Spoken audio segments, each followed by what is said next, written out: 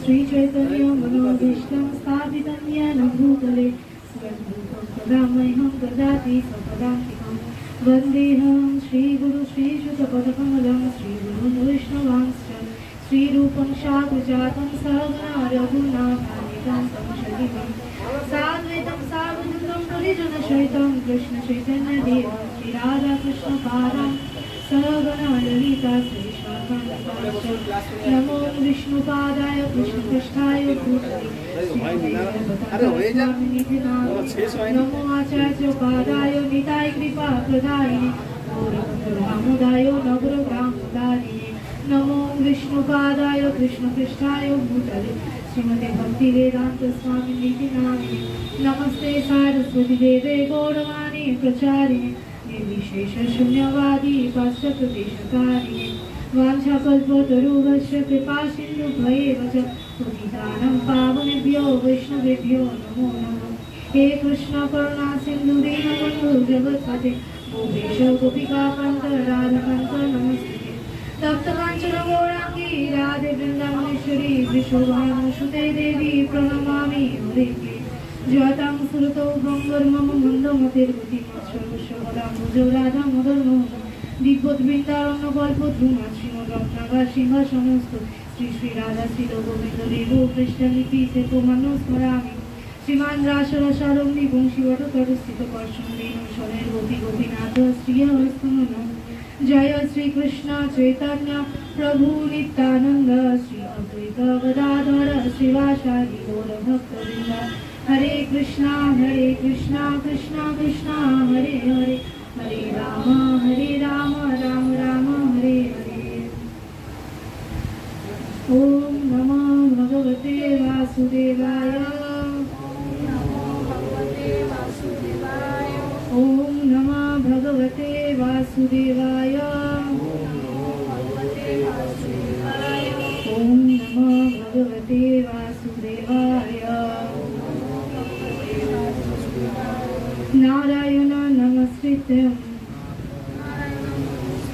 नरं चैव नरोत्तमं देवीं सरस्वतीं व्यासं ततो जयमुदीरये नष्टप्रायेषु अभद्रेषु नित्यं भागवत सेवया भगवती उत्तमश्लोके भक्तिर्भवति नैष्टिकी हरे कृष्ण। तो आज के ছিল প্রভুপাদের যে প্রাত্যহিক যে উদ্ধৃতি সেটা দিয়ে আরম্ভ করছি।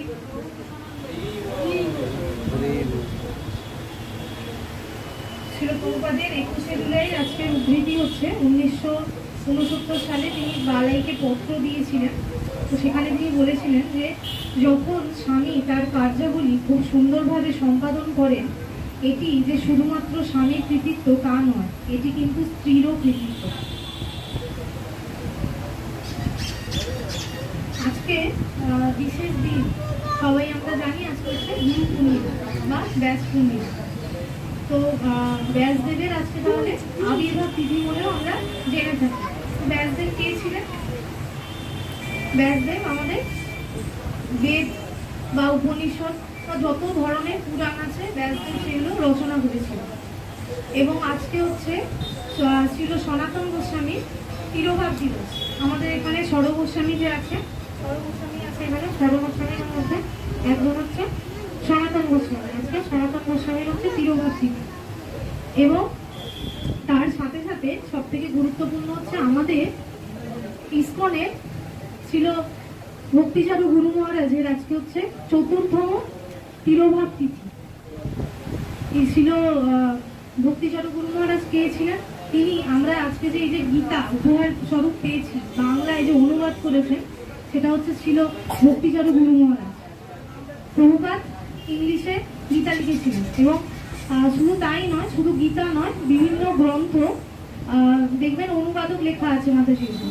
হ্যাঁ, শ্রীমৎ ভক্তিচারু গুরু মহারাজ আমাদের চৈতন্য চরিতামৃত থেকে শুরু করে যত বড় বড় গ্রন্থ প্রভুপাদ তো এক একজন শিষ্যকে এক একটা দায়িত্ব দিয়ে যান। তো ভক্তিচারু গুরু মহারাজকে এই দায়িত্ব দেওয়া ছিল যে তিনি যেন বাংলায় গ্রন্থগুলোকে অনুবাদ করেন। তো গুরু মহারাজ অনেক বছর ধরেই এই অনুবাদ কার্যে তিনি নিযুক্ত ছিলেন এবং তারপরে মানে 2020 সালে তিনি তিরোভাব করেছেন, মানে অগ্রকট লীলা তিনি করেছেন। তো সেটা আমেরিকায় তিনি ওখানে গিয়ে অগ্রকট লীলা করেছেন। তো ভক্তিচারু গুরু মহারাজের কাছে আমরা সকলেই কিন্তু ঋণী, না হলে কিন্তু বাংলায় কিন্তু আজকে কিন্তু আমাদের এত গ্রন্থ কিন্তু পড়তে হতো না। সবই কিন্তু ভক্তিচারু গুরু মহারাজের কিন্তু দান। চৈতন্য চরিতামৃত তার লাস্ট তিনি অনুবাদ করেছেন, না হলে কিন্তু চৈতন্য চরিতামৃত থেকে শুরু করে ইচ অ্যান্ড এভরি গ্রন্থ কিন্তু ইংলিশে অনুবাদ করেছিলেন। এবং ভক্তিচারু গুরু মহারাজ, আমি আগেও বলছিলাম যে উনি এমনই একজন শুদ্ধ ভক্ত ছিলেন, যখন উনি অপ্রকট হয়েছিলেন তখন বহু ভক্তরা, মানে এই নিউজটা পাওয়ার সাথে সাথেই বহু ভক্তরা কিন্তু চোখে জল চলে এসছে। বহু ভক্তরা এতই তিনি শুদ্ধ ভক্ত ছিলেন। আমি প্রথমবার ওনাকে, যখন কলেজে পড়তাম, প্রথমবার ওনাকে মিন্টো পার্কে মন্দিরে ওখানে চলছিল, একটা অনুষ্ঠান চলছিল, আমার কি সেটা মনে নেই। তো ওখানে একটা স্কুলে উনি প্রবচন দিতে এসেছিলেন, মানে স্কুলের হলটা ইসকন নিয়েছিল, তো ওখানে প্রবচন দিচ্ছিল। মানে ওনাকে আমি কাছাকাছি কখনো দেখিনি, কিন্তু জাস্ট একবার দেখাতেই মানে উনি যে কতটা শুদ্ধ ভক্ত এবং ওনার মধ্যে যে ওই মানে আমাদের তার প্রতি যে আকর্ষণ করার যে কারণ আছে, সেটা ওনাকে দেখলেই কিন্তু বোঝা যায়। এতটাই তিনি মানে সবাইকে, ওটা হলে যখন মানুষ ছিল, উনি একবার বললেই কিন্তু সবাই একদম চুপ করে একদম ঘন্টার পর ঘন্টা ওনার প্রবচন শ্রবণ করতেন, এমনই ছিলেন। এখন আমাদের এটা ইসকনের একটা মানে গুরু মহারাজ চলে যাওয়ার পর একটা গ্রেট লস আমাদের, কিন্তু তার আমাদের বলা হয় যে বাণী সেবা হচ্ছে বপু সেবার থেকে সর্বশ্রেষ্ঠ।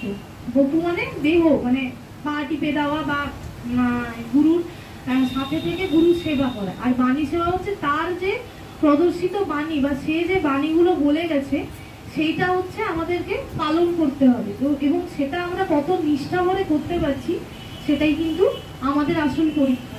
তো আজকে ৪র্থতম ভক্তিচারু গুরু মহারাজের তিরোভাব দিবস এবং এই ইংরেজির 10 জুলাই ছিল, আর আজকে হচ্ছে এই গুরু পূর্ণিমা তিথিতে তিনি অপ্রকট হয়েছিলেন। এবং একটা ছোট্ট একটা কাহিনী বলি। তো একবার কি হয়েছিল, এই ভক্তিচারু গুরু মহারাজ ইনি খুবই ট্যালেন্টেড একজন স্টুডেন্ট ছিলেন।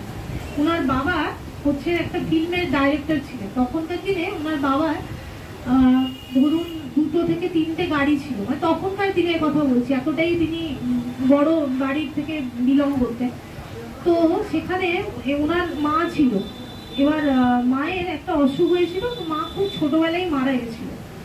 তো সেই থেকে তিনি প্রচন্ড বাবার কখনো সঙ্গ পায়নি, তেমন সঙ্গ পাননি তিনি। মায়ের কথা সবসময় তিনি ভাবতেন এবং বাবাও পরে তিনি অনেক রিগ্রেট করেছিলেন যে তার মাকে সে সময় দিতে পারেনি যখন তার মা যখন দেহত্যাগ করেছিলেন। এবার এই ভক্তিচারু গুরু মহারাজ এখানে পড়াশোনা শেষ করে তিনি পাইলট হতে চেয়েছিলেন। তো পাইলট হওয়ার জন্য তিনি তখনকার দিনে জার্মানিতে, বিদেশে পাইলটের ট্রেনিং দেওয়া হতো, মানে এরোপ্লেন চালানোর জন্য। তো ওখানে জার্মানিতে তিনি গেছিলেন। জার্মানিতে যাওয়ার পর সেখানে তো শুধু ভারতীয় স্টুডেন্টরা তো ছিল না, ভারত থেকে একদম মানে গুরু মহারাজে গেছিল। তো সেখানে অনেক দেশ থেকে অনেকে এসেছিল। তো কি হয়েছিল, সেখানে বিভিন্ন দেশ থেকে তারা যখন এসছে বলছে তুমি ভারতবর্ষ থেকে এসছো, ভারতবর্ষ তো একটা গরিব দেশ, ওখানে মানুষ অনাহারে মারা যায়, ওখানে কোনো কিছু মানে কালচার নেই, কিছুই নেই। তখন সে এই মানে ট্রেনিংটা নেওয়ার সময় তখন তারা কিন্তু ভাবিয়ে তুলেছিল বলে আমার দেশকে এইভাবে এরকম বলবো। সেই মুহূর্তে তিনি ঠিক করেছিলেন যে আমি আর আমার এই পাইলটের ট্রেনিং আমি নিব না, আমাকে দেশে ফিরে যেতে হবে এবং আমাকে এই যে এরা বিদেশিরা যে এই সমস্ত কথা যে বলছে এগুলো আমাকে খণ্ডন করতে হবে। তো দেশে তিনি ফিরে এসে যথার্থভাবে তিনি সদ্গুরু খোঁজ করতে লাগলেন। তো কিছুদিন তিনি কোথায় ছিলেন, বারাণসীতে ছিলেন। বারাণসী থেকে হরিদ্বার বিভিন্ন জায়গায় ঘুরে বেড়ালেন, কিন্তু সদ্গুরুর আর তিনি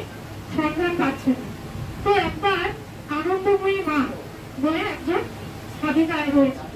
তো তার আশ্রমে একদিন তিনি গেছেন, অনেক গুরুর আশ্রমে এবং গিয়ে দেখছে কোথাও তার ভালো লাগছে না, কোনো গুরুকে তার আর ভালো লাগছে না। কি করা যায়, এবার অবশেষে যে আনন্দময়ী মায়ের আশ্রমে তিনি পৌঁছান। তো ওই আনন্দময়ী মা এখনো কলকাতায় ওনার মঠ রয়েছে আনন্দময়ী মায়ের। তো ওখানে গিয়ে তিনি আনন্দময়ী মা যখন প্রবচন দিচ্ছেন সেখানে তিনি বিভোর হয়ে শুনছেন।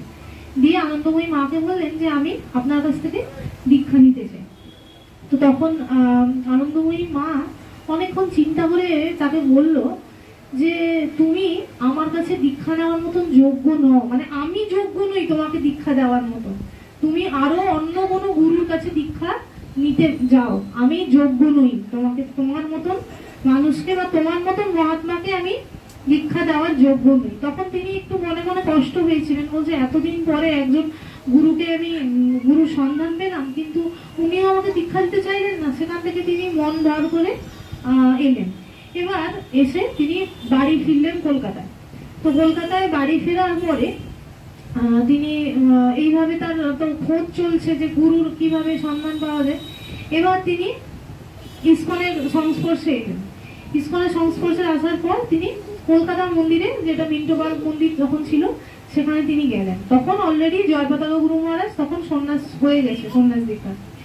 তো সেখানে গিয়ে তিনি একটা ভগবত গীতার একটা কপি চাইলেন এবং ইতিমধ্যে ওনার ভগবত গীতা অনেক কটা মানে পাবলিকেশনের অনেক কটা ভগবত গীতা পড়া হয়ে গেছে অলরেডি, ইসকনে ভগবত গীতা পড়ার আগে। তো ওখানে গিয়ে বললেন যে আমার ইসকনের একটা ভগবত গীতা চাই। কলকাতা মন্দিরে উত্তর দিল যে না, আমাদের কপি সব শেষ হয়ে গেছে, আপনি পরে আসুন। তখন তিনি বললেন যা গ্রন্থ আছে সেটাই আমাকে দাও।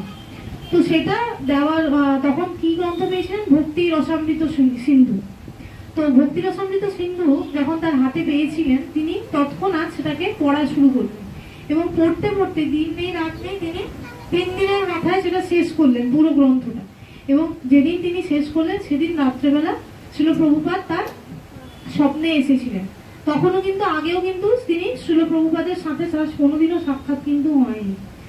তো শ্রীল প্রভুপাদ যখন তার স্বপ্নে এসেছিলেন তখনই তিনি বুঝতে পেরে গেছিলেন যে এই আমার আসল গুরু, এর কাছ থেকেই আমি দীক্ষা নেব। তো যেই তার স্বপ্নে আসা, তিনি তখন আকুল হয়ে উঠলেন যে আমি এর সাথে দেখা করবো। তখন শ্রীল প্রভুপাদ বিদেশে কোনো একটা জায়গায় ছিলেন, আমার এই মুহূর্তে মনে পড়ছে না। তো সেই মতন যখন এখানে যারা প্রভুরা ছিল কলকাতা মন্দিরে, তারা বললো শ্রীল প্রভুপাদ তো এখন আসেনি, উনি যখন আসবেন আপনি তখন দেখা করতে পারেন ওনার সাথে। তো এইভাবে তিনি মায়াপুর গেলেন। মায়াপুরে গিয়ে সেখানে তিনি স্থির করলেন যে আমি মস্তক মুন্ডন করব, আমি এখানেই থেকে যাব। এবং জয়পতাকা গুরু মহারাজের সাথে তার সাক্ষাৎ হলো, তিনিও তাকে আমন্ত্রণ জানালেন। এরকম করে তিনি সেখানে কিছুদিন ছিলেন। তারপরে দেখছেন কিছুদিন পরে যে প্রভুপাদের সাথে তার সাক্ষাৎ হচ্ছে না, তার মন একদম অস্থির হয়ে উঠছে। এবার তখন কুম্ভ মেলা চলছিল। তো বললেন যে ভক্তরা বললো যে কুম্ভ মেলায় প্রভুপাদ আসছেন এবং কুম্ভ মেলা হয়ে তারপরে তিনি মায়াপুরে তিনি আসবেন। তো কুম্ভ মেলায় কি হলো, বললো যে সব ভক্ত কুম্ভ মেলায় কিন্তু যেতে পারবে না, মানে কিছু ভক্তদের তো মায়াপুরেও সার্ভিস থাকে, তো সবাই যেতে পারবে না। তখন তিনি বললেন যে একটু মন ভারাক্রান্ত হয়ে বললেন, তখন ভবানন্দ মহারাজ ছিলেন, তিনি তখন বললেন না ঠিক আছে তুমি চলো, সেখানে গিয়ে তুমি প্রভুপাদের দর্শন করবে। তখন তিনি আনন্দ হয়ে গেলেন কুম্ভ মেলায়।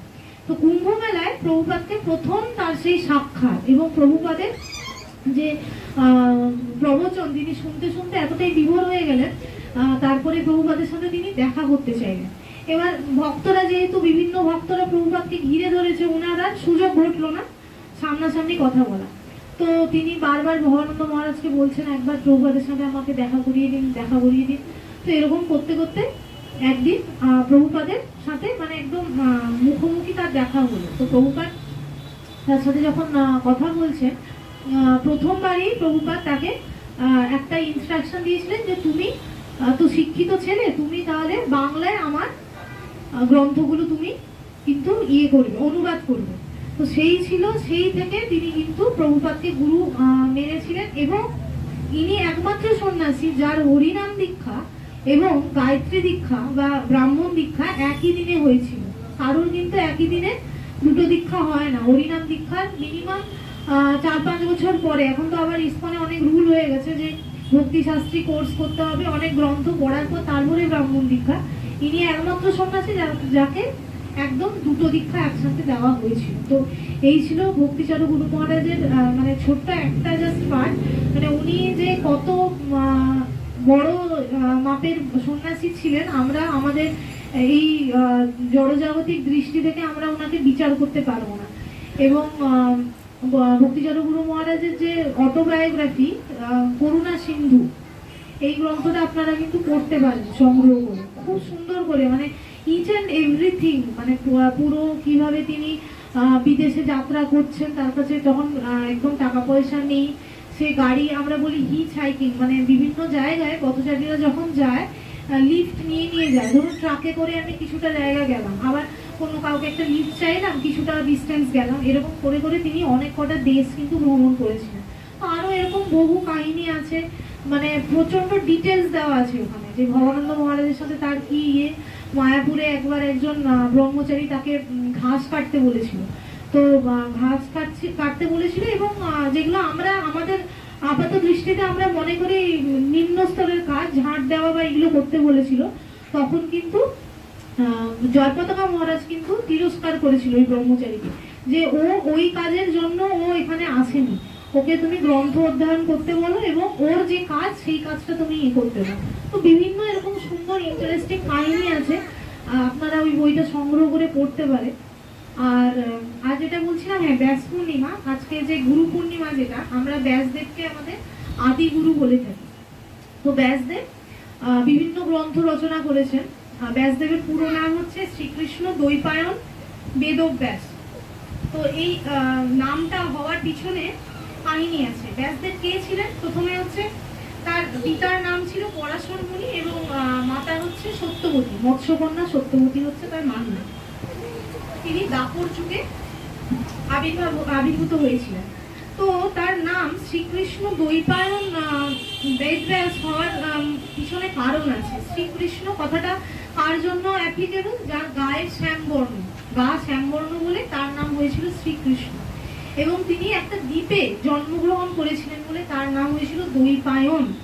এবং বেদব্যাস কেন হয়েছিল? বেদ, আগে যে বেদটা ছিল সেটা মানুষের, আমাদের সাধারণ মানুষের জন্য প্রচন্ড কঠিন ছিল বোঝা, তার মানে উদ্ধার করা কঠিন ছিল। তো এই বেদব্যাস তিনি কি করেছিলেন, মানে ব্যাসদেব তিনি করেছিলেন, ওটাকে ভালোভাবে অনুবাদ করে আমাদের জন্য, যাতে আমরা সহজে পড়তে পারি। মানে যে ঋগ্বেদ, 4টে যে বেদ আছে, সেই বেদটা আমাদেরকে তিনি একদম অনুবাদ করে তিনি দিয়েছিলেন, মানে সহজভাবে, যাতে আমরা পড়তে পারি। তারপর বিভিন্ন রকমের উপনিষদ বা যত রকমের পুরাণ আছে সবকটার হচ্ছে স্রষ্টা হচ্ছে ব্যাসদেব। এবার ব্যাসদেব একবার হয়েছিল কি, এবং পরবর্তী ক্ষেত্রে মহাভারতও ব্যাসদেব রচনা করেছিলেন। তো একদিন ব্যাসদেব এবং আমাদের যে নদী ব্যাস নদী আছে, বিয়াস নদী, ব্যাস নদী বলে, ওটাও কিন্তু ব্যাসদেবের নামকরণে হয়েছে, কারণ ওই নদীর তীরে কিন্তু বসে তিনি এই সমস্ত গ্রন্থ ওখানে রচনা করেছিলেন। তো একবার কি হয়েছে, এই ব্যাসদেবের গুরুদেব ছিলেন নারদ মুনি।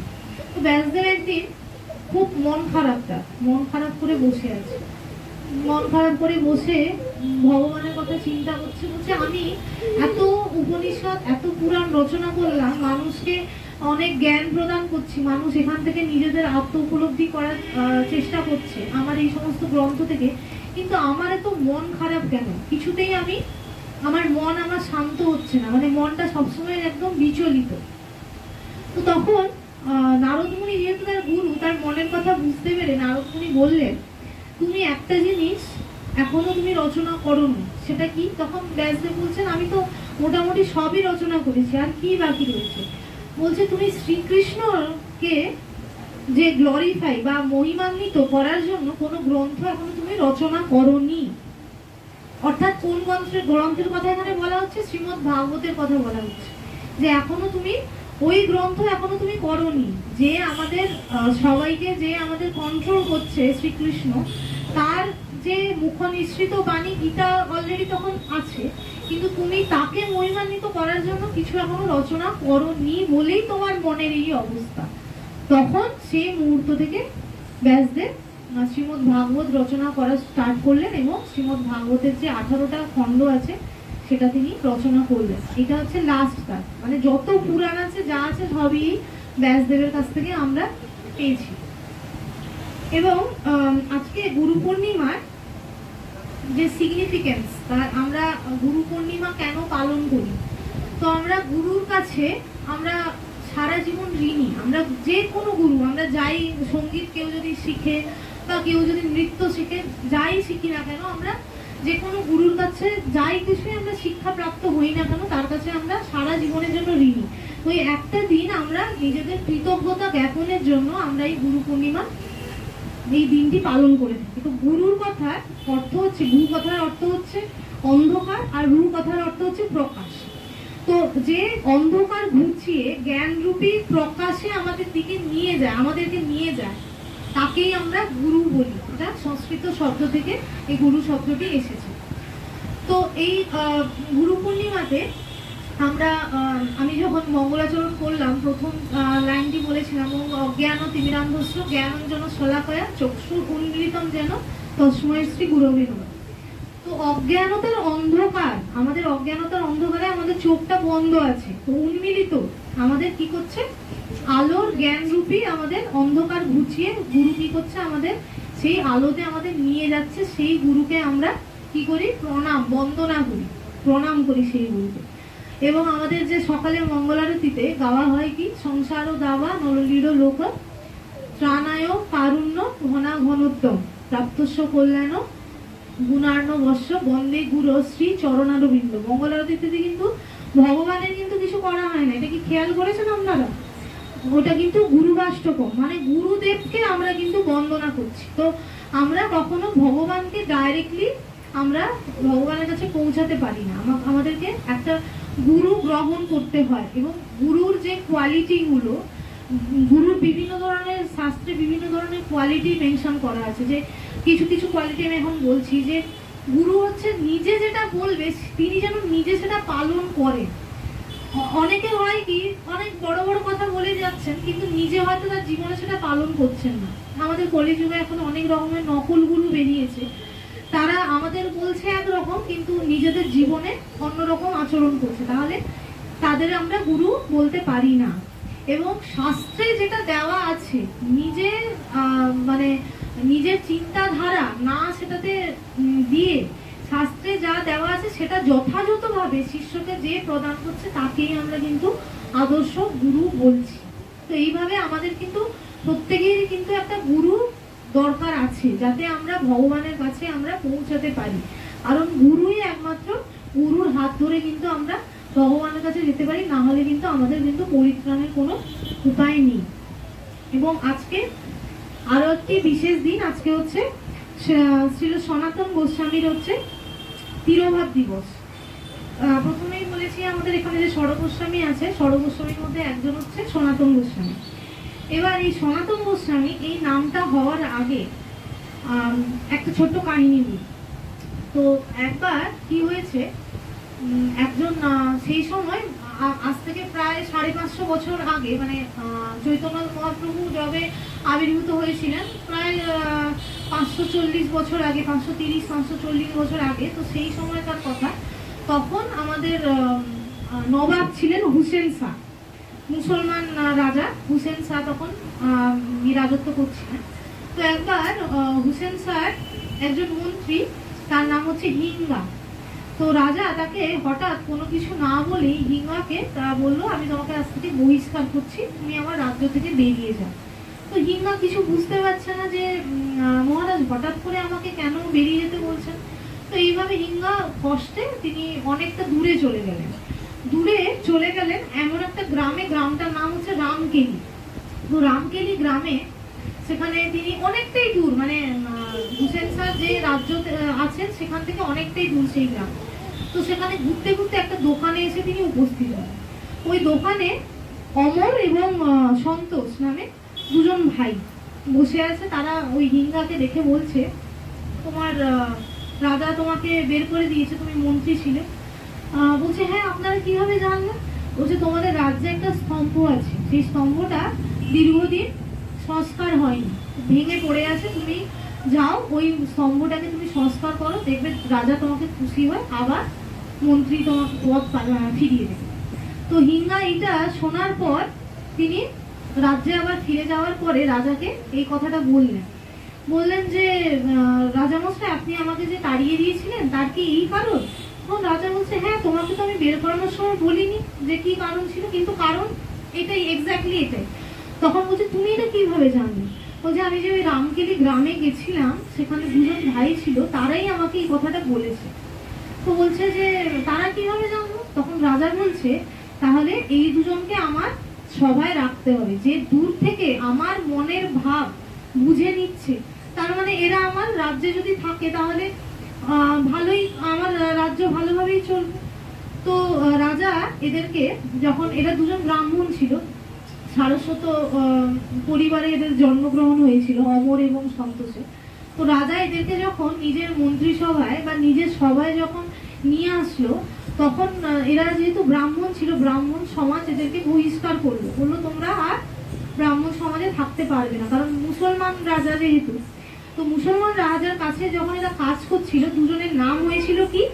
একজনের নাম হয়েছিল সাকর মল্লিক, সনাতন গোস্বামীর নাম ছিল সাকর মল্লিক, এবং রূপ গোস্বামীর নাম, দুজন ভাই আমাদের এখানে আছে, দুজন ভাই, আর একজন নাম ছিল দবির খাস। তো এইভাবে তারা বহুদিন ধরে রাজার প্রিয় হয়ে তারা রাজার আন্ডারে তারা কাজ করতে থাকে। এবার একদিন এরকম শ্রী চৈতন্য মহাপ্রভু একটা জায়গায় এসেছেন। তো দুই ভাই খবর পেয়েছে, তো ওখানে গিয়ে চৈতন্য মহাপ্রভুর সাথে যেই মাত্র সাক্ষাৎ করা, রূপ গোস্বামী তখন বলছেন যে আমি আপনার কাছ থেকে দীক্ষা নিতে চাই। এবং দুজনেই এতটাই আপ্লুত হয়ে গেছিলেন চৈতন্য মহাপ্রভুকে দেখে, মানে চৈতন্য মহাপ্রভু তো সবই তো বুঝতে পারতেন, তো ওদের দুজনকে দেখে তৎক্ষণাৎ দুজনকেই দীক্ষা প্রদান করেছিল। এবার রূপ গোস্বামী যথাযথভাবে তার আর এই রাজকার্যে আর তার মন বসলো না, সে কি করলো, বৃন্দাবনে চলে গেল। এবার বাকি রইল সনাতন গোস্বামী, সে পড়ে রইল রাজার কাছে। এবার রাজার কাছে তারও আর মন ধরছে না, রাজার রাজকার্যে কোনো মন ধরছে না, সে রাজার কাছে আর গেল না। কিছুদিন সে বাড়িতে থেকে গেল। বাড়িতে থাকার পরে রাজা ভাবছে যে এতদিন আসছে না, কি ব্যাপার, খবর নিতে একজন পাঠালো। তো সে এসে রাজামশাইকে সনাতন গোস্বামী জানিয়ে দিল যে আমার শরীর অসুস্থ, আমি এখন যেতে পারবো না। তো রাজা বলছে কি ব্যাপার, 15 দিন 20 দিন হয়ে যাচ্ছে, এতদিন আসছে না।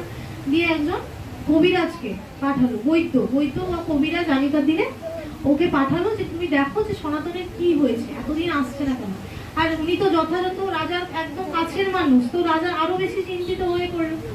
তো সেই বৈদ্য যখন গেল সনাতন গোস্বামীর কাছে, দেখছে তার কিছুই হয়নি। সে কি করছে, ভাগবত পড়ছে, ভাগবত অধ্যয়ন করছে, এবং রাজাকে সে মিথ্যা বলেছে, কারণ সে সময় পাচ্ছে না রাজকার্য করার জন্য, সে গ্রন্থ অধ্যয়নের সময় পাচ্ছে না।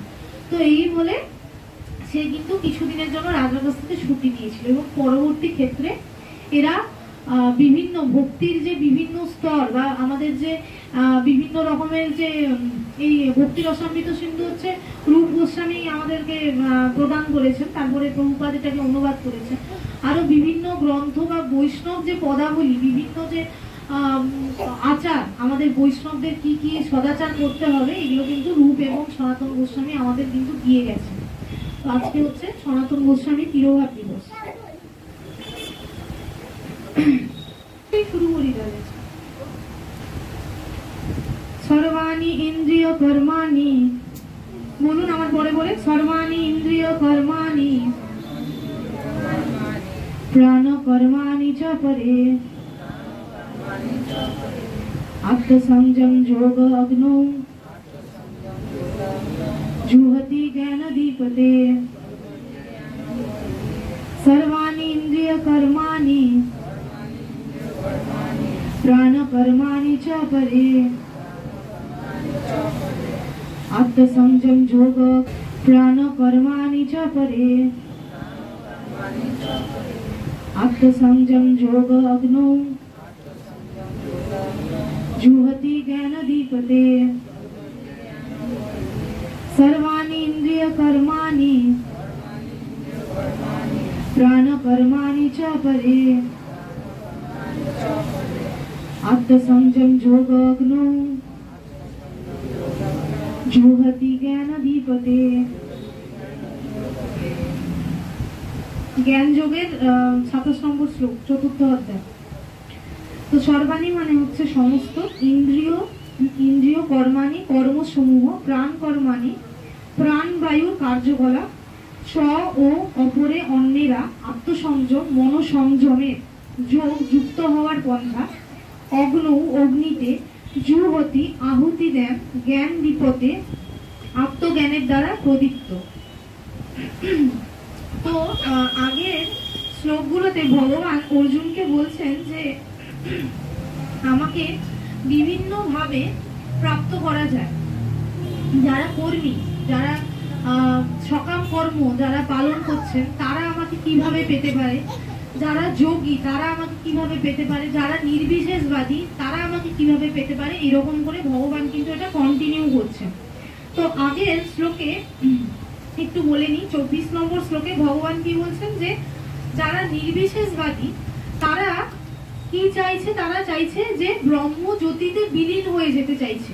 ব্রহ্মজ্যোতি কথাটার মানে কি? ব্রহ্মজ্যোতি হচ্ছে ভগবানের দেহ থেকে নির্গত যে জ্যোতি, সেটাকে বলছে ব্রহ্মজ্যোতি। তো যারা নির্বিশেষবাদী তারা ভগবানের সাথে এক হয়ে যেতে চাইছে এবং তারা তার সাথে মিলিয়ে যেতে চাইছে। তো ভগবান বলছে যে এটা কিন্তু উত্তম পন্থা নয়, কারণ যারা এইরকম চায়, এই ব্রহ্মজ্যোতিতে বিলীন হয়ে যেতে চায়, তারা কিন্তু কিছুদিন পরে কিন্তু আবার এই জড় জগতে তাদের কিন্তু ফিরে আসতে হয়। তো এটা উত্তম পন্থা নয়। এবং তারপরে কি বলছেন 26 নম্বর শ্লোকে তিনি কি বলেছেন যে ব্রহ্মচারীরা কি করছে, তাদের ইন্দ্রিয় সংযমের মাধ্যমে আমাকে প্রাপ্ত হওয়ার চেষ্টা করছে। এবং এখানে বলা হয়েছে শ্রবণ আদি ইন্দ্রিয়গুলিকে আহুতি দেন। ব্রহ্মচারীরা মানে আমাদের যে বিভিন্ন রকমের যে ইন্দ্রিয় আছে, শ্রবণ আদিকে কেন বলছে সে আহুতি দেন, মানে ব্রহ্মচারীরা তারা ভগবানের যে বাণী বা ভগবানের প্রবচন বা ভগবানের কথা ছাড়া অন্য কিছু তারা আর শ্রবণ করতে চান না, বা তাদের সেটাতে রুচি থাকে না। অন্য কিছু কথা মানে আমরা এই যে গ্রাম্য কথা প্রজল্পা করি, আমরা বিভিন্ন কার বাড়িতে কি হয়েছে, কার জীবনে কি হয়েছে, কার হয়েছে, তো এই সমস্ত আমরা যে আলোচনা করি এটা ব্রহ্মচারীরা একদম পছন্দ করেন না। এবং আরেকটা গ্রুপ কাদের বলছে, গৃহস্থ। আমরা যারা সংসারে আছি, গৃহস্থরা কি করে, শব্দাদি ইন্দ্রিয়ের বিষয়গুলিকে ইন্দ্রিয় রূপ অগ্নিতে আহুতি দেন। গৃহস্থদের বলা হচ্ছে তারাও কিন্তু ব্রহ্মচারীদের থেকে কম নয়। কেন? কারণ তারা আত্মসংযম, তাদের ইন্দ্রিয় সংযম করে তারা তাদের জীবনযাপন পালন করছে। কেন? তাদের বলছে যে তারা একমাত্র সন্তান উৎপাদনের জন্য তারা কি করছে, যৌন সঙ্গ করছে, মানে স্বামী স্ত্রী যৌন সঙ্গ করছে সন্তান উৎপাদনের জন্য। তো সেটাও কিন্তু একটা বড় ব্যাপার, মানে গৃহস্থ আশ্রমে থেকে সেটাও একটা বড় ব্যাপার, সেটাও কিন্তু একটা ইন্দ্রিয় সংযমের একটা অংশ। তো এইটা হচ্ছে 26 নম্বর শ্লোকে বলেছেন ভগবান। এবার 27 নম্বর শ্লোকে তাহলে কি বলছেন ভগবান, যারা মন ও ইন্দ্রিয় সংযমের মাধ্যমে আত্মজ্ঞান লাভের প্রয়াসী তারা তাদের সমস্ত ইন্দ্রিয়ের কার্যকলাপ ও প্রাণবায়ু জ্ঞানের দ্বারা প্রদীপ্ত আত্মসংযম রূপ অগ্নিতে আহুতি দেন। এবার এখানে বারবার অগ্নিতে আহুতি দেন এই কথাটা 25 নম্বর শ্লোকে, 26 এবং 27 নম্বর শ্লোকে বারবার আসছে। আমরা যজ্ঞ যখন করি, দেখবেন বিভিন্ন সময় আমরা দেবদেবীদের পূজা বা ভগবানের কোনো অনুষ্ঠান যাই হোক না কেন আমরা যজ্ঞ করি। তো এই যজ্ঞের ভগবানকে বলা হয় যজ্ঞেশ্বর। তো এই যজ্ঞেশ্বর কে তাহলে, মানে আমাদের যাই করি না কেন, দেবদেবীদেরও যজ্ঞ করি, ভগবানেরও যজ্ঞ করি, সবার মালিক হচ্ছে বা আলটিমেটলি আমি কার জন্য করছি, বিষ্ণুর জন্য করছি যজ্ঞটা। যখন দেবদেবীদের আমি যজ্ঞ করছি, যে যখন আহুতি দিচ্ছি, জড়জাগতিক যারা লোক তারা যজ্ঞ কেন করে, বিশেষ কিছু প্রাপ্তির জন্য। যে আমি ঘি দিচ্ছি, এত কিলো ঘি দিচ্ছি যজ্ঞে, এত মূল্যবান জিনিসপত্র ভগবান তোমাকে দিচ্ছি, in return I want to get something. আমি এর রিটার্নে আমি আমার টাকা মাল্টিপ্লাই 10 গুণ আমার টাকা চাই, বা আমার অন্য কিছু চাই, তো এই জিনিসটা আমি আরো পেতে চাইছি। তো এবার তাহলে কি হচ্ছে, এখানে জড়জাগতিক লোকের কামনা বাসনা দেবদেবীরা যে পূরণ করছে, সেটা কিন্তু ভগবানের কাছ থেকে পারমিশন নিয়ে। এমনটা নয় যে দেবদেবীদের নিজস্ব কোনো ক্ষমতা রয়েছে, তারা ভগবানের কাছে পারমিশন নিচ্ছে যে এই লোকটা এরকম চাইছে, আমি কি এর পারমিশনটা গ্র্যান্ট করবো, আপনি তাহলে বলে দিন। তো তারা মানে আমরা যখন মানে যে আহুতি দিচ্ছি যখন দেবদেবীদের, তারা সেটা ভগবানকে নিবেদন করছে, ভগবান তারপরে তাদেরকে ইনস্ট্রাকশন দিচ্ছে বা নির্দেশ দিচ্ছে যে হ্যাঁ ঠিক আছে তুমি এটা দান করতে পারো। তো এইভাবে যজ্ঞের বা বিভিন্ন ধরনের যজ্ঞের হচ্ছে একদম মালিক হচ্ছে বিষ্ণু। তো এখানে বলা হচ্ছে যে আত্মসংযম রূপ অগ্নিতে আহুতি দেন, মানে এতগুলো স্তর, মানে ভগবান এখানে একটা স্তর বলেছে, আবার 28 নম্বর শ্লোকে যোগী যারা একদম অনেক উন্নত স্তরে চলে গেছে তারা কিভাবে ভগবানকে প্রাপ্ত হওয়ার চেষ্টা করছে, সবকটা জিনিস ভগবান বলছেন অর্জুনকে।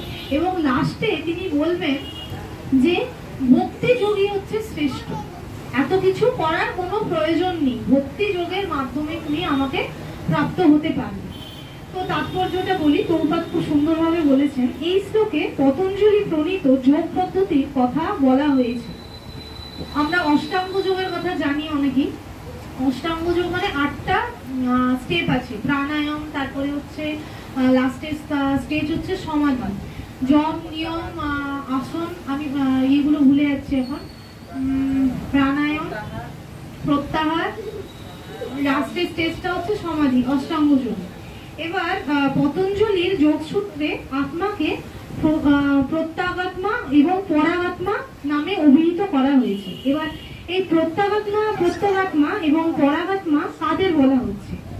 যারা হচ্ছে পবিত্র আত্মা তাদের বলা হচ্ছে কি প্রত্যাগাত্মা, মানে তাদের ইন্দ্রিয় সুখ ভোগের জন্য কোনো আসক্তি নেই, আসক্তি রহিত, মানে কোনো আসক্তি নেই, তাদের সেই সমস্ত আত্মাদের বলা হচ্ছে প্রত্যগাত্মা। এবং পরাগাত্মা বলা হচ্ছে কি ইন্দ্রিয় সুখ ভোগের প্রতি তাদের আসক্তি থাকে, তাদের বলা হচ্ছে। এবং এই আত্মা দেহের অভ্যন্তরে 10 রকমের বায়ুর কার্যকলাপের অধীন থাকে এবং নিঃশ্বাস প্রশ্বাসের ক্রিয়ার মাধ্যমে এটি অনুভব করা যায়। আমরা এক্ষুনি আলোচনা করব 10টা যে বিভিন্ন ধরনের যে বায়ু আছে আমাদের। একটা প্রাণায়াম যখন আমরা করি, ধরুন অনুলোম বিলোম করছি বা বিভিন্ন ভাবে আমরা শ্বাসের প্রশ্বাস কন্ট্রোল করার চেষ্টা করছি, অনেক সময় কিছু কিছু প্রাণায়ামে আমরা শ্বাসকে কিছুক্ষণ হোল্ড করে থাকি, কিছুক্ষণ আটকে তারপরে আবার করছি। তো এটা হচ্ছে একটা দিক, কিন্তু আমাদের ক্ষমতা নেই প্রত্যেকটা আমাদের যে শরীরে বিভিন্ন কার্যকলাপ চলছে, বিভিন্ন বায়ু সেটাকে যে কন্ট্রোল করছে, সেই সমস্ত কিছু কিন্তু করার আমাদের কিন্তু ক্ষমতা নেই। মানে সবকটা বায়ু, এই 10 রকমের যে বায়ু বলবো এখন, যে আমাদের হজম করার জন্য একটা বায়ু আছে, আমাদের গোটা বডিতে যে ব্লাড সার্কুলেশন হচ্ছে সেটার জন্য একটা বায়ু আছে। তো এই সমস্ত বায়ু একমাত্র কন্ট্রোল করছে কি ভগবান করছে। এবং এই প্রাণায়ামের এখন আমরা যে প্রাণায়ামটা যেটা জানি সেটা হচ্ছে আমাদের জাস্ট শরীরটাকে ভালো রাখার জন্য, কিন্তু আমাদের mental health to some extent, কিন্তু পুরোপুরি কিন্তু সবটা কিন্তু কন্ট্রোল কে করছে? ভগবান কিন্তু কন্ট্রোল করছে। তো বলা হচ্ছে কি এখানে পতঞ্জলির যোগ পদ্ধতি শিক্ষা দেয় কিভাবে দেহস্থিত বায়ুকে বিশেষ কৌশল অবলম্বন পূর্বক নিয়ন্ত্রিত করা যায়, যাতে অন্তর্গত বায়ুর ক্রিয়া আত্মাকে জড় আসক্তি থেকে শুদ্ধ করার জন্য অনুকূল হতে পারে। এই যোগ পদ্ধতি অনুসারে প্রত্যাগাত্মাই হচ্ছে চরম উদ্দেশ্য। এই প্রত্যাগাত্মা হচ্ছে জড় কার্যকলাপ থেকে প্রত্যাহার। এক্ষুনি বললাম যারা পবিত্র আত্মা, যাদের ইন্দ্রিয় ভোগের প্রতি কোনো আসক্তি নেই, তারাই হচ্ছে কি আত্মা? প্রত্যাগাত্মা। এবং বলছে কি, যেমন শ্রবণের জন্য কান, দৃষ্টির জন্য চোখ, ঘ্রাণের জন্য নাক, আস্বাদের জন্য জিহ্বা ও স্পর্শের জন্য ত্বক, এবং এরা সকলেই আত্মার বাইরে নানা রকম কার্যকলাপে নিযুক্ত। এবার 10 রকমের বায়ুর কথা বলা হচ্ছে। মেন হচ্ছে 5টি বায়ু যেটা এখানে বলা আছে। প্রথমটি হচ্ছে প্রাণবায়ু। প্রাণবায়ুর ফাংশন কি? যখন আমরা শ্বাস নিচ্ছি, নাক দিয়ে যখন শ্বাস নিচ্ছি, সেটা হচ্ছে আমরা সেই জন্য আমরা বেঁচে আছি, সেটা হচ্ছে প্রাণবায়ুর কাজ। নেক্সট হচ্ছে অপান বায়ু। অপান বায়ু মানে হচ্ছে অধোগামী, মানে নিচের দিকে যে বায়ুটা কাজ করছে, উদর থেকে যে উপস্থ অব্দি, মানে নিচে একদম নিচ থেকে, উদর থেকে একদম পা অব্দি যে বায়ুটা কাজ করে সেটাকে আমরা বলি অপান বায়ু। উদান বায়ু কাকে বলি? গলা থেকে যেটা বেরিয়ে যায় এবং যেটাকে আটকে রাখলে আমাদের দম আটকে আছে সেটাকে আমরা বলি উদান বায়ু। ব্যান বায়ু হচ্ছে সংকোচন এবং প্রসারণ, মানে হার্ট কি হচ্ছে, এক্সপ্যানশন কন্ট্রাকশন হচ্ছে এবং আমাদের শরীরে কি করছে, ব্লাড সার্কুলেশনের জন্য হার্ট হচ্ছে রেসপন্সিবল, তো সেটা কে করছে, ব্যান বায়ু। সমান বায়ু হচ্ছে আমরা যে খাদ্য গ্রহণ করছি, ভোজন গ্রহণ করছি, যে ডাইজেশন হচ্ছে এবং দেখবেন খাবার যখন হজম হয় ঢেকুর তুলি আমরা, তো সেটাকে কে করছে, সমান বায়ু এটা কি করছে, কন্ট্রোল করছে। এবার এই পাঁচটা বায়ুর বাইরেও আমাদের আরো পাঁচটা উপবায়ু বা সূক্ষ্ম বায়ু রয়েছে। সেই বায়ুগুলো কি কি? একটা হচ্ছে নাগ বায়ু। নাগ বায়ু সেটা কি, চোখ এবং মুখ খুলতে যে বায়ুটা সাহায্য করে সেটাকে আমরা নাগ বায়ু বলি। ক্রিকর বায়ু কি, আমরা হাঁচি যখন করছি বা আমাদের যখন খিদা পাচ্ছে, হাঙ্গার খিদা পাচ্ছে যখন, যে বায়ুটা কন্ট্রোল করে তাকে বলি আমরা ক্রিকর বায়ু। আর কুর্ম বায়ু কাকে বলি? চোখ যে খুলছি, চোখ খোলা মানে চোখের পাতা পলক যে পড়ছে সেটাকে যে কন্ট্রোল করছে সেটা বলছে কুর্ম বায়ু। দেবদত্ত বায়ু হচ্ছে হাই তুলছি বা যখন ঘুমাতে যাচ্ছি সেটা দেবদত্ত বায়ু কন্ট্রোল করছে। ধনঞ্জয় বায়ু কি, সেটা গোটা শরীরে সেটা ঘুরতে থাকে এবং আমাদের মৃত্যুর পরেও সেটা থেকে যায়। আমাদের বডিটা যখন পচন ধরে, আমাদের এই দেহটা যখন মৃত্যুর পরে, তো এই দেহটা তো মানে ধরুন কারোর মৃত্যু হয়ে গেছে, কিছুক্ষণের মধ্যেই তো এই শরীরে তো পচন ধরতে থাকে, ডিকম্পোজ স্টার্ট হয়ে যায়, তো সেটা কি হচ্ছে, কে করছে, এই ধনঞ্জয় বায়ু কি করছে, এটা কাজ করছে, মানে আমাদের শরীর থেকে আত্মা বেরিয়ে যাওয়ার পরও এই বায়ুটা কাজ করছে। তো এই 10টা বায়ু হচ্ছে আমাদের শরীরে যত সমস্ত কার্যকলাপ রয়েছে, নার্ভাস সিস্টেমে হাতের যে বিভিন্ন রকমের যে মানে মোটর অ্যাকশন যে হচ্ছে, সে সমস্ত কাজ কিন্তু এই 10টা বায়ু করছে। এবং এই সমস্ত যে জিনিসগুলো সম্পর্কে আমাদের কে অবগত করছে, আমাদের অবগত কে করবে? এই সমস্ত এত তত্ত্বজ্ঞান, এত কিছু যে আমরা জানছি, কে এই তত্ত্বজ্ঞানগুলো আমাদেরকে অবগত করবে? একজন গুরু, আদর্শ গুরু। এই জন্য ভক্তিচারু গুরু মহারাজ বারবার বলতেন যে আমাদের শিক্ষাটা হচ্ছে ইম্পর্টেন্ট, মোর দেন দীক্ষা। আমরা সবাই ইসকনে বা ইসকন কেন, আমরা যে কোনো সংস্থাতে যাওয়ার জন্য আমরা উতলা হয়ে পড়ি দীক্ষা গ্রহণের জন্য, মানে আমরা আদৌ জানি না যে কেন আমরা দীক্ষা নিচ্ছি, কিন্তু দীক্ষা নেওয়ার জন্য আমরা খুব ছটফট করতে থাকি। কিন্তু ভক্তিচারু গুরু মহারাজ কেন, আমাদের ইসকনের অন্যান্য সন্ন্যাসীরাও সবসময় শিক্ষাটার উপরে বেশি জোর দেয়। এই জন্য আমাদের ইসকনে দীক্ষা নেওয়ার আগে কিন্তু পরীক্ষা পদ্ধতি রয়েছে। ইসকনে কিন্তু এত সহজভাবে আমরা দীক্ষা পাই না। আগে আমরা কেন দীক্ষা নেব সেটা আমাদের আগে জানতে হবে। অন্যান্য সংস্থায় মানে কারোর জিনিসটা খারাপ লাগতেও পারে যে ওখানে দাঁড়িয়ে পড়লেই কিন্তু দীক্ষা দিয়ে দেয়, মানে আমরা কিন্তু জানলাম না যে কেন দীক্ষা নিচ্ছি বা কিছু নিচ্ছি। অনেকেই বলে থাকে আপনাদের ইসকনে তো এত কঠিন দীক্ষা নেওয়া, ওই অন্য সংস্থায় তো দাঁড়িয়ে পড়লেই দীক্ষা নিই। যখন জানলাম না দীক্ষা জিনিসটা কি, তাহলে আমাদের দীক্ষা সেটা আমরা পালন করব, ধরে রাখবোটা কি করে? দীক্ষা তো মানে একদিনের জন্য তো নয়, সেটা আমাকে একটা গুরু গ্রহণ যখন আমি করলাম, সেটা আমাদের বলা হয় যে গুরু একবার গ্রহণ মানে জন্ম জন্মান্তরের জন্য আমরা গুরুর সাথে কানেক্ট হয়েছি। তো সেটা একটা ছোট ব্যাপার একদমই নয়।